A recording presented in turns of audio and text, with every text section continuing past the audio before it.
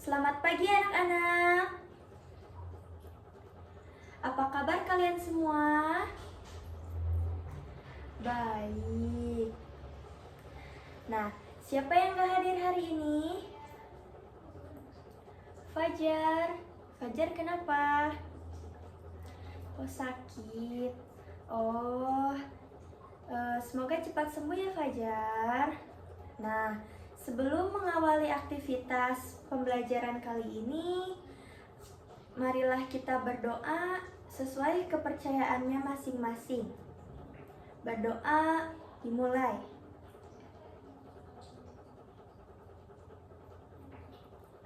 Selesai. Nah, pada pertemuan kali ini, Ibu akan membahas mengenai siklus hidrologi. Kalian semua ada yang tahu apa itu siklus hidrologi? Benar, siklus air. Ada yang tahu nggak apa itu hidrologi? Kalian semua belum pada tahu? Baik. Nah, sebelum memulai pembelajaran, Ibu ingin menanyakan kepada kalian semua. Pada kegiatan kalian sehari-hari, hal apa aja sih yang berkaitan dengan air? Coba sebutkan. Mandi. Ya benar, mencuci. Makan. Ya benar. Ya, minum. Ya benar. Benar. Nah, semua yang kalian sebutkan tadi benar karena berkaitan dengan air. Apa itu siklus hidrologi? Kalian ada yang tahu apa itu siklus hidrologi? Nah, baik. Sebelumnya hidrologi ini berasal dari bahasa Yunani. Yang pertama yaitu hidros yang berarti air dan logos yang berarti ilmu. Jadi, hidrologi itu merupakan ilmu yang membahas mengenai air. Siklus hidrologi adalah proses pergerakan air yang terjadi secara terus-menerus dari bumi ke atmosfer dan kembali lagi ke bumi. Lalu siklus ini terjadi secara alami dan berlangsung tanpa henti. Dalam siklus hidrologi ada bagian-bagian.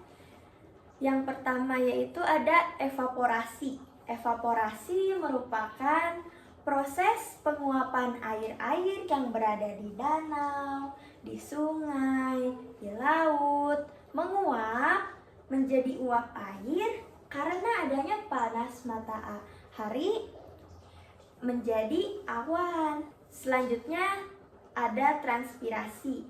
Nah, si transpirasi ini adalah proses penguapan air dari daun dan tanaman. Lalu uap air akan terkumpul di udara, membentuk gumpalan-gumpalan air di atmosfer. Selanjutnya ada kondensasi. Pada kondensasi, uap air naik hingga mencapai suatu titik ketinggian tertentu, berubah menjadi partikel-partikel es yang berukuran sangat kecil. Nah, si partikel-partikel es itu membentuk awan. Selanjutnya ada adveksi. Adveksi adalah proses perpisahan awan atau perpindahan awan dari satu titik ke titik lain dalam satu horizontal akibat arus angin atau perbedaan tekanan udara. Nah, adveksi ini yang tadinya awan telah mengalami kondensasi, lalu terjadi adveksi. Si awan itu berpindah dari titik lain ke titik lain. Selanjutnya, presipitasi. Presipitasi terjadi karena awan sudah mencapai titik jenuh, lalu akibat pengaruh suhu udara yang tinggi tadi, pada proses inilah si awan yang sudah mencapai titik jenuh tersebut terjadilah hujan. Lalu hujan terjadi di bumi, di laut, dan di pegunungan. Setelah hujan terjadi, terjadilah proses yang namanya infiltrasi. Nah, infiltrasi ini adalah proses penyerapan air ke dalam tanah melalui celah dan pori-pori tanah. Jadi si air itu menyerap ke dalam tanah melalui pori-pori permukaan tanah. Lalu si air yang menyerap tadi itu dapat menjadi air tanah, dan ada juga yang kembali lagi ke lautan, ke sungai, menjadi air di lautan. Nah, pada proses infiltrasi ini dipengaruhi oleh gaya infiltrasi ini proses ini dipengaruhi oleh gaya apa? Gaya gravitasi. Setelah proses infiltrasi tadi, ada proses yang namanya runoff atau limpasan. Nah, pada proses runoff atau limpasan ini adalah proses pergerakan air dari satu tempat yang tinggi ke tempat yang rendah di permukaan bumi. Kalian ingat kalau pergerakan air itu dari tempat yang tinggi ke permukaan yang rendah. Hal ini tuh dinamakan runoff atau limpasan. Setelah kita mempelajari macam-macam proses siklus hidrologi tadi, ada juga nih macam-macam siklus hidrologi. Siklus hidrologi dibagi menjadi 3 bagian. Yang pertama ada siklus pendek, yang kedua ada siklus panjang, yang ketiga ada siklus sedang. Nah, kali ini kita akan bahas siklus pendek terlebih dahulu ya. Nah, pada siklus pendek terjadi jika air laut menguap mengalami evaporasi, lalu terkondensasi, lalu langsung terjadi hujan di lautan. Pada proses siklus pendek ini, hujan itu langsung terjadi di lautan. Kalian ingat ya, di lautan. Nah, yang kedua ada siklus sedang. Pada siklus sedang ini tuh terjadi ketika air laut mengalami evaporasi atau penguapan, lalu terkondensasi, lalu terjadinya perpindahan awan, lalu hujan terjadi di daratan. Pada siklus sedang ini, awan mengalami proses kondensasi dan terbawa angin menuju daratan dan jatuh sebagai hujan di daratan, lalu menjadi air darat kemudian menuju ke laut. Nah, selanjutnya ada siklus panjang. Pada siklus panjang terjadi jika air laut menguap, kemudian membentuk kristal-kristal es di atas laut, dibawa menuju angin menuju ke daratan, lalu jatuh sebagai salju atau kristal-kristal es di pegunungan di dataran yang tinggi. Karena suhu udara yang dingin, si air kristal-kristal air tadi itu berubah membeku menjadi kristal-kristal es, lalu turun sebagai salju di pegunungan atau di tempat yang tinggi. Nah, lalu dibawa angin menuju ke dataran tinggi tersebut, lalu sebagai salju.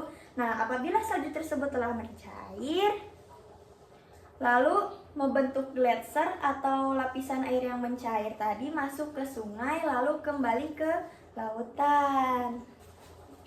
Nah, Ibu ada contoh siklus hidrologi dapat dilihat. Nah, di sini itu proses evaporasi air laut naik terjadi penguapan yang disebut evaporasi, lalu terkondensasi, lalu terjadi proses perpindahan awan yang disebut adveksi, lalu terjadi presipitasi atau hujan di daratan, lalu terjadi proses runoff atau infiltrasi menjadi air tanah, lalu terjadi perkolasi ke air sungai, lalu kembali ke laut. Apabila ini tuh evapotranspirasi itu apabila air-air yang berada di tumbuhan, tanaman, atau di daun mengalami penguapan disebut evapotranspirasi. Nah, baik, sekarang Ibu memiliki tugas untuk kalian semua. Nah, tugasnya apa? Nah, Ibu di sini akan membagi kalian menjadi 3 kelompok. Nah, yang kelompok ini, yang kelompok barisan yang paling kanan itu kelompok 1, yang ini kelompok 2, dan yang ini kelompok 3. Nah, silahkan kalian membentuk bundaran-bundaran, lalu mulai berdiskusi dengan teman-teman sekelompok kalian. Nah, kali ini Ibu akan membagi tugas untuk para kelompok. Mohon kalian semua untuk mendengarkan. Nah, baik, tugasnya yaitu sangat mudah, yaitu tolong gambarkan mengenai siklus hidrologi yang sudah Ibu jelaskan tadi secara lengkap. Lalu tugasnya kumpulkan. Nah,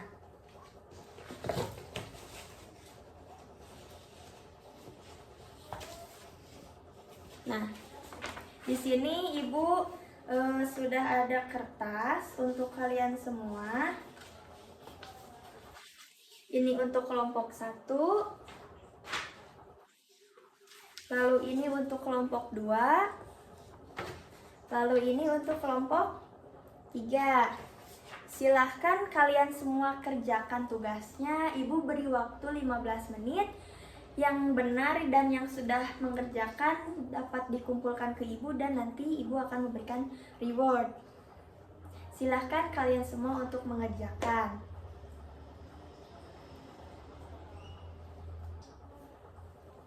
Apakah kalian semua sudah mengerjakan tugasnya? Apabila ada yang telah selesai, dapat dikumpulkan ke Ibu. Apakah kalian semua ada yang selesai? Baik, karena waktunya sudah habis, Ibu akan ambil semua hasil pekerjaan kalian ya. Kelompok 1 tolong dikumpulkan. Selanjutnya kelompok kedua tolong dikumpulkan. Lalu kelompok 3. Kelompok 3 belum? Baik. Kumpulkan karena waktunya sudah habis. Nah, baik, Ibu kali ini akan memeriksa hasil kerja kelompok kalian, pekerjaan kalian. Ini kelompok 2, ini kelompok 3. Nah, Ibu sudah memilih hasil pekerjaan kalian. Di sini ada 2 kelompok yang Ibu beri apresiasi dari pengerjaannya. Yang pertama itu dari kelompok 1. Ini hasilnya sangat lengkap ya. Ada evaporasi, kondensasi, presipitasi, evapotranspirasi, adveksi, evaporasi menjadi salju, evaporasi oleh transpirasi menjadi salju, runoff, infiltrasi. Selamat untuk kelompok 1, kalian semua keren. Lalu ada kelompok 2 yang agak lengkap dari kelompok 3. Ini hasilnya ada evaporasi, kondensasi, adveksi, presipitasi, lalu terjadi infiltrasi menjadi air laut. Ibu berikan tepuk tangan untuk kelompok 1 dan kelompok 2. Kalian semua keren, kalian semua telah mengerjakan. Untuk kelompok 3 jangan berkecil hati.